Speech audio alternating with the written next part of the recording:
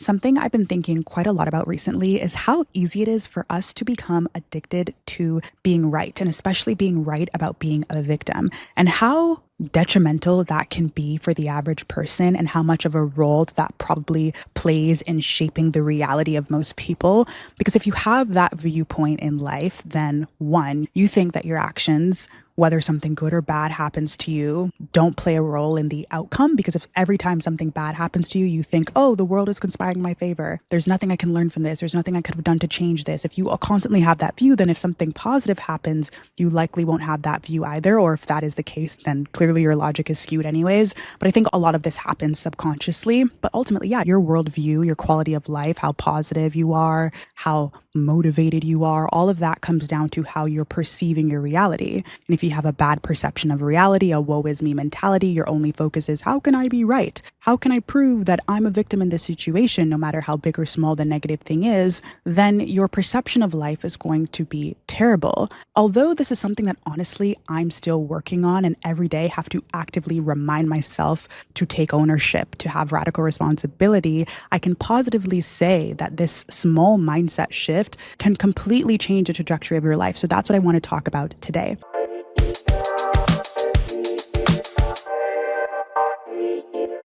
Hello, if you're new here, thank you so much for giving me a little piece of your time today. If you're watching on YouTube, you're probably going to want to stay, and I'm going to get some questions. I'm currently in Switzerland. The view is crazy. I'm honestly feeling so blessed and happy filming this today, but you can also listen on Spotify. It's always linked in the description. So of course, my mic randomly decided to stop working. I literally just talked for 30 minutes straight, looked at the footage, and the volume was gone, but I cannot not continue filming here. So thankfully, I have a little bit of a backup, and also kind of goes along with the video today. Like, I actually knew that I've been having mic troubles for a long time, and I could complain about how the world is conspiring against me right now and not making it easy for me to film this video, but there are definitely some things I could have done to avoid this. So anyways, let's get into things, starting with defining what I mean by radical responsibility and ownership. When I say taking radical responsibility and ownership, I don't mean having this boohoo, everything is my fault mentality, or blaming yourself completely. What I mean is, when something negative occurred, asking yourself,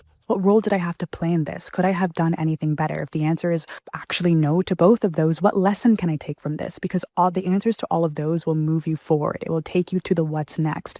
And most people sit in this pool of victimhood and nihilism and an annoyance with the world, and that gets you nowhere. While it can be true, valid, 100% correct that the world is conspiring against you, you can always create a positive out of the negative. You can always look inwards and say, maybe I should have done this, or what lesson could I have taken here, so on and so forth. But the issue is that it's painful, it's hard. The self-soothing is so much easier, blaming everything around you, and it also keeps you in this realm where you don't have to take an action, you don't have to move forward. But the best thing you can do in life is stay in motion. I love this quote that I see all the time: depression hates a moving target. And that's the truth. If you are constantly taking ownership, taking responsibility, looking inwards, having accurate self-appraisal, meaning you're self-assessing yourself honestly and accurately, you're not lying to yourself about who you are. A lot of people have a very skewed perception about themselves. They think they're a certain way, but they're not. And the people also around them aren't honest with them. So they're never moving through the world in a way that's aligned with them. The first time that this really clicked for me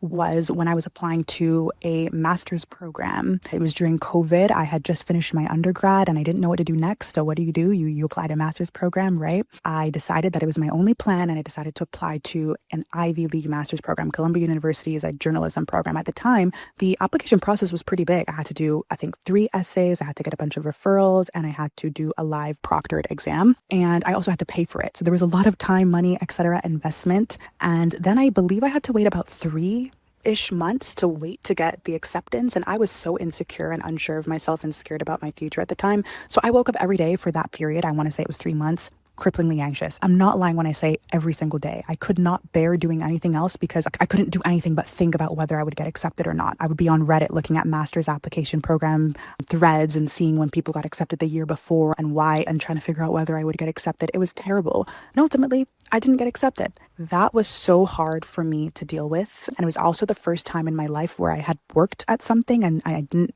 actually achieve it truthfully, like something big, especially academically. I should say that. It was the first time I worked at something academically and really failed. And everyone around me immediately started to soothe me. Oh, it's COVID. Oh, master's program admissions are scams. Nepo babies pay to get in. It's like a rich people thing, especially because it's an Ivy League. They gave me all these perfect excuses that for a while did soothe me. But I came to a point where I realized, you know what? I can take some responsibility in this. Although I think I did my best, which I did work really hard, I didn't dot all my I's and cross all my T's. For example, I didn't get my essay proofread by a prof. I only got it proofread by a student my friends who never applied for a master's. I could have done some networking on LinkedIn and maybe made some friends or some connections with people who went to the master's program. So then they could be a referral for me. There's so many other things that I could do, which I realized in hindsight.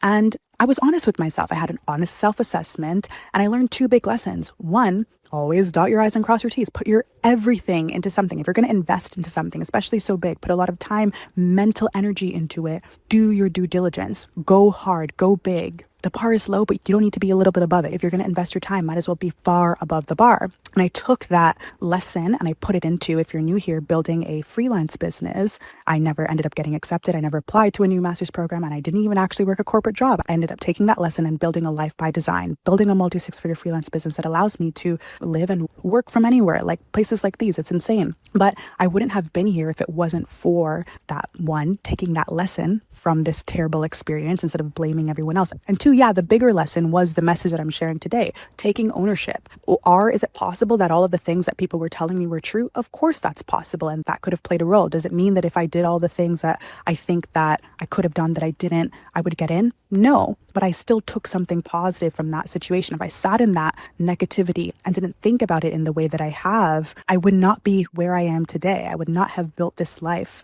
that feels extremely aligned with who I am. And more, I think that our culture kind of normalizes this mentality. Something that I find, especially Gen Z and younger generations do, is therapize everything. We look for answers for everything. Oh, my mom treated me this way when I was 2, so that's why I have this friend, and this friend did this.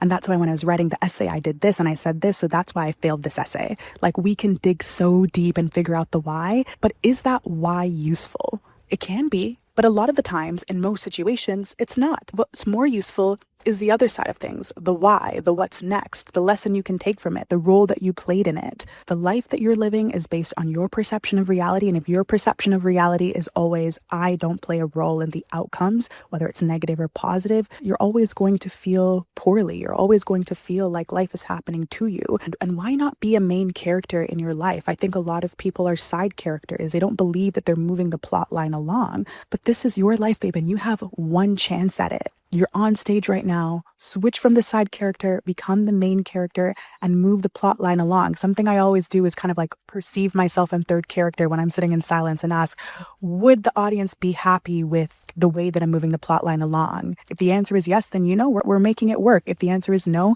what could I be doing to move the plot line along in the way that even I would be satisfied by? And what are the limiting beliefs that I might have as to why I'm not moving in that direction? Do I have invisible beliefs that are holding me back? When I moved forward and I didn't apply for the master's program, I thought, okay, well, the only next option is a 9-to-5 job. There's nothing wrong with that. But I was looking at the jobs and I'm like, I don't really like this. This is not what I want to do. This is not aligned with the life I want to live. So I had to break the limiting beliefs I had that was my only option. Maybe I could try self-employment. I had no one around me that was really self-employed digitally in the way that I am today. But I broke the belief by creating feedback for myself that it is possible, looking at people, creating a world where friends online or the people around me on the internet were doing the thing that I wanted. So that gave me hope. And then I tested it and I would get little responses and I continued and I didn't stop. And anytime another limiting belief came up, I would self-assess and I would fix that and so on and so forth. So that in itself can be an entirely other video. But the message I want to get across today is your world would be so much more beautiful if you became addicted to taking ownership and radical responsibility. It is better to look for the useful answer than the quote right answer. And it's hard. It's hard to look inwards and be like, I was wrong. I could have done better. I made a mistake. But that's what makes life beautiful. That's that yin and yang. You can't experience the true love without the heartbreak, the good and the bad. You need to fail and make mistakes so you don't and you move forward. Achieving things or moving forward wouldn't be as exciting if you didn't have to work hard, if you didn't make mistakes and learn along the way and then regroup and fix them. Don't be afraid to be honest with yourself. It also makes you confident. No one can hurt you or tell you you're this or you're that or make you feel negative about yourself if you have an honest perception about you, your flaws, your mistakes, and how you're working towards a better life. And also, this mindset can be used in every area of your life. I even think like this when it comes to my friendships. If a friend is upset at me or there's a situation with family, instead of immediately thinking, oh, this person's crazy, I did this for them and that for them and this, that, and the third, I immediately ask myself, what could I have done better? Could I have communicated differently? Are we even meant to be friends? Do we have a difference in values? It's like there's always a way for you to look inwards. Even if they are wrong, there's always something you can take from it. And it's better to hold on to that than it is to hold on to the other side, that negativity. I promise if you implement this even a little bit, even in just the small things, you'll notice a massive change overall in how you view the world and how your life feels on a day-to-day and the things that you accomplish for yourself and the things you experience with your loved ones. So that's it. I'm going to go enjoy the rest of this beautiful sun. Let me know if you have any thoughts or similar stories in the comments, and we'll talk soon. Bye.